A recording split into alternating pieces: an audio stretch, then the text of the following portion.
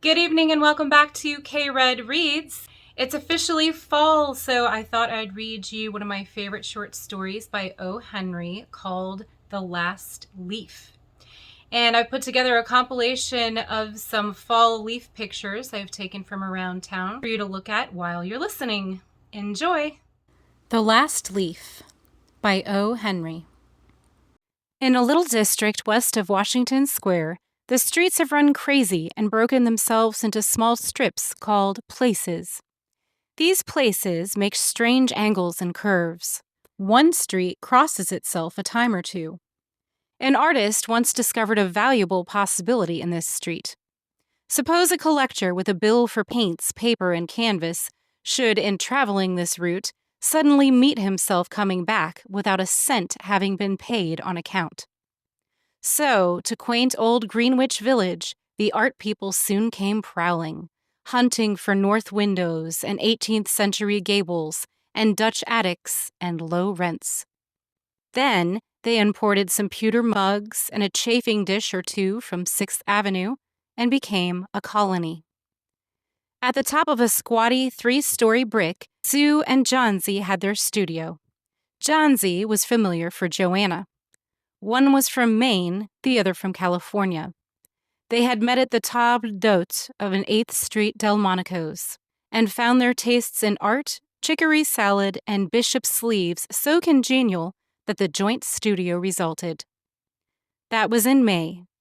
In November, a cold, unseen stranger, whom the doctors called pneumonia, stalked about the colony, touching one here and there with his icy fingers.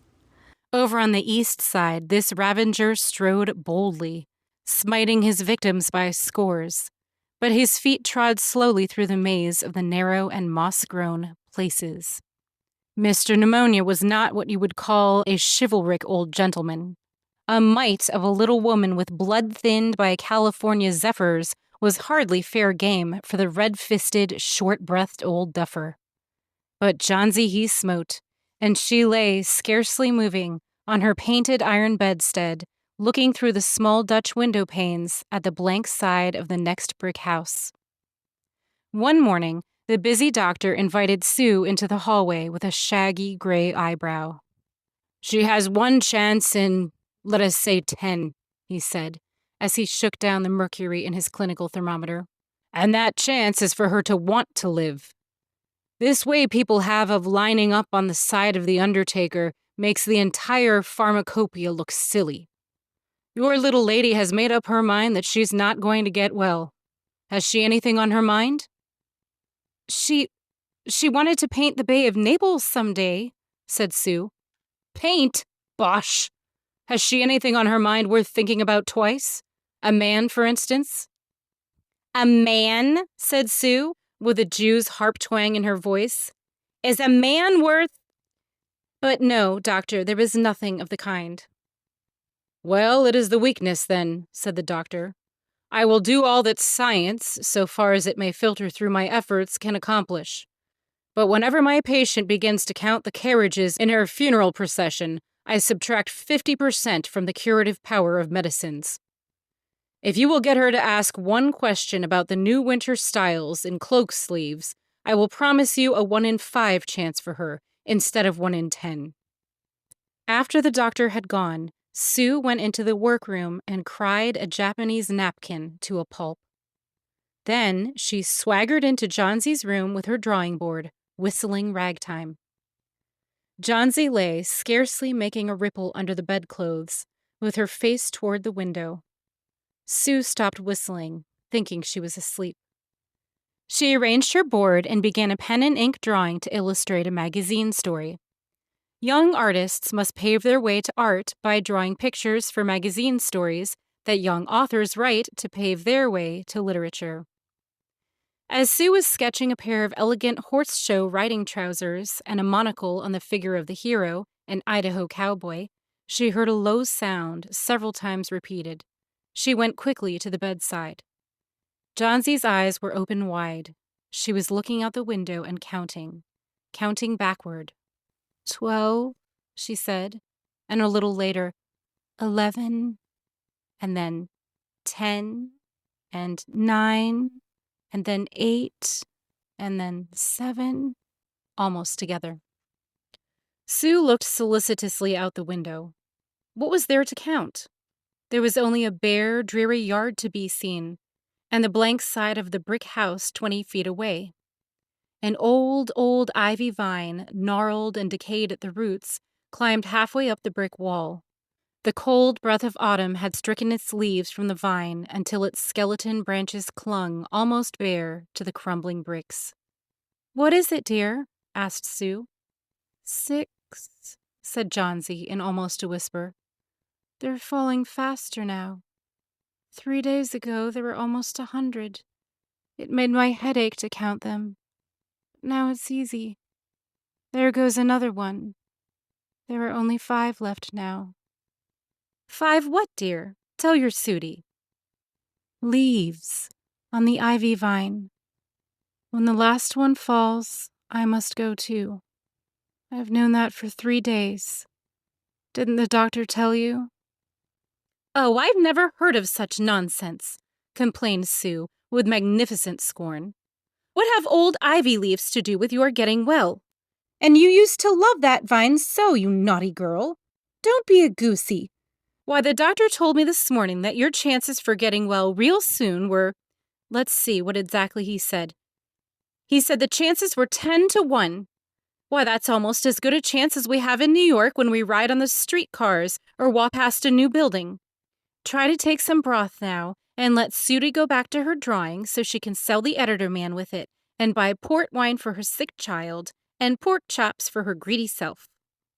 "You needn't get any more wine," said Johnsy, keeping her eyes fixed out the window. "There goes another. No, I don't want any broth. That leaves just 4. I want to see the last one fall before it gets dark.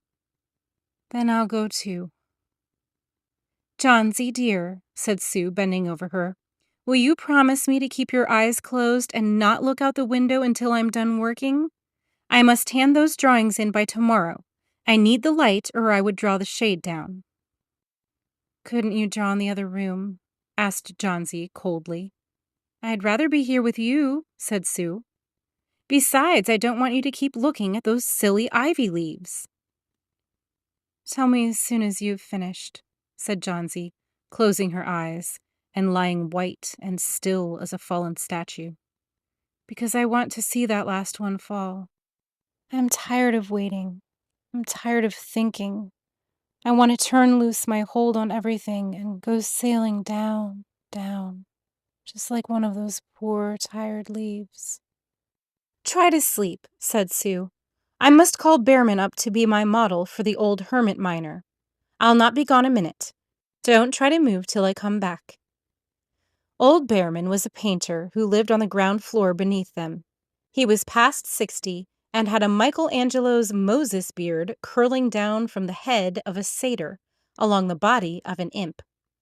Behrman was a failure in art. 40 years he had wielded the brush without getting near enough to touch the hem of his mistress's robe. He had been always about to paint a masterpiece, but had never yet begun it. For several years he had painted nothing except now and then a daub in the line of commerce or advertising.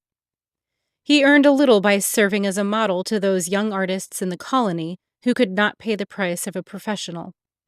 He drank gin to excess and still talked of his coming masterpiece. For the rest, he was a fierce little old man who scoffed terribly at softness in anyone, and who regarded himself as a special mastiff-in-waiting to protect the 2 young artists in the studio above. Sue found Behrman smelling strongly of juniper berries in his dimly lighted den below. In one corner was a blank canvas on an easel that had been waiting there for 25 years to receive the first line of the masterpiece. She told him of Johnsy's fancy and how she feared she would indeed, light and fragile as a leaf herself, float away when her slight hold upon the world grew weaker. Old Behrman, with his red eyes plainly streaming, shouted his contempt and derision for such idiotic imagining. "Was?" he cried. Is there people in the world, mid their foolishness, to die because leaves they drop off from the confounded vine?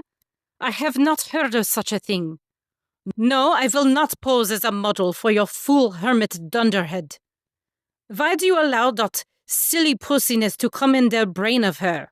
Ugh, that poor little Miss Yonzi. She is very ill and weak, said Sue, and the fever has left her mind morbid and full of strange fancies. Very well, Mr. Bearman. If you do not care to pose for me, you needn't. But I think you are a horrid old flibbertigibbet.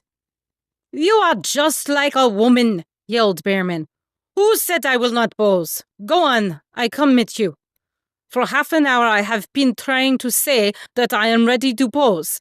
Gott, this is not any place in which one so good as Miss Yonzi shall lie sick. Some day I will paint a masterpiece, and we shall go away. Gott, yes. Johnsy was sleeping when they went upstairs. Sue pulled the shade down to the windowsill and motioned Bearman into the other room. In there, they peered out the window fearfully at the ivy vine. Then they looked at each other for a moment without speaking. A persistent, cold rain was falling, mingled with snow. Bearman, in his old blue shirt, took his seat as the hermit miner on an upturned kettle for a rock. When Sue awoke from an hour's sleep the next morning, she found Johnsy with dull, wide-open eyes staring at the drawn green shade. Pull it up. Pull it up. I want to see, she ordered in a whisper. Wearily, Sue obeyed. But lo, after the beating rain and fierce gusts of wind that had endured through the livelong night, there yet stood out against the brick wall one ivy leaf. It was the last on the vine, still dark green near its stem, but with its serrated edges tinted with the yellow of dissolution and decay, it hung bravely from a branch some 20 feet above the ground. It is the last one, said Johnsy. I thought it would surely fall during the night. I heard the wind. It will fall today, and I shall die at the same time. Dear, dear, said Sue, leaning her worn face down to the pillow. Think of me if you won't think of yourself. What would I do? But Johnsy did not answer. The lonesomest thing in all the world is a soul when it is making ready to go on its mysterious, far journey. The fancy seemed to possess her more strongly, as one by one the ties that bound her to friendship and to earth were loosed. The day wore away, and even through the twilight they could see the lone ivy leaf clinging to its stem against the wall. And then, with the coming of the night, the north wind was again loosed, while the rain still beat against the windows and pattered down from the low Dutch eaves. When it was light enough, Johnsy the Merciless commanded that the shade be raised. The ivy leaf was still there. Johnsy lay for a long time looking at it, and then she called to Sue, who was stirring her chicken broth over the gas stove. I've been a bad girl, Sudie, said Johnsy. Something has made that last leaf stay there to show me how wicked I was. It is a sin to want to die.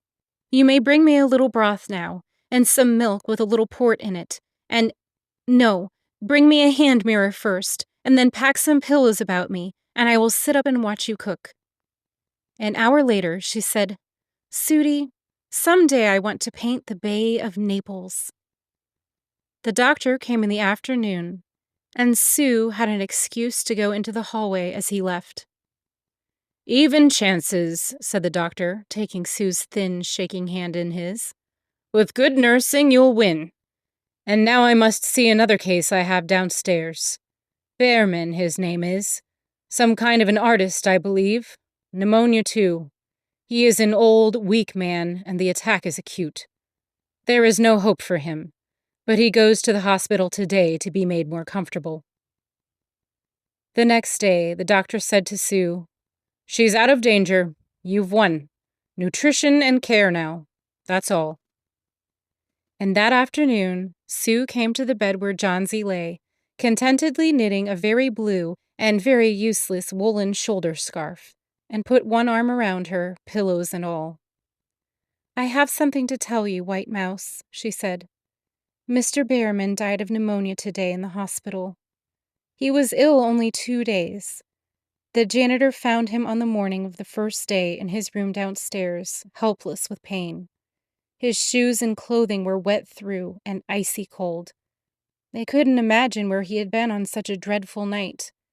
And then they found a lantern, still lighted, and a ladder that had been dragged from its place, and some scattered bushes, and a palette with green and yellow colors mixed on it. And look out the window, dear, at the last ivy leaf on the wall. Didn't you wonder why it never fluttered or moved when the wind blew? Ah, darling, it's Behrman's masterpiece. He painted it there the night that the last leaf fell. The end. So tell me what you thought about that story. As I said, it's one of my favorites. It's quite a tearjerker, but it's just so beautiful. So let me know what you thought about that in the comments. Also, let me know if you have any suggestions that you'd like to hear.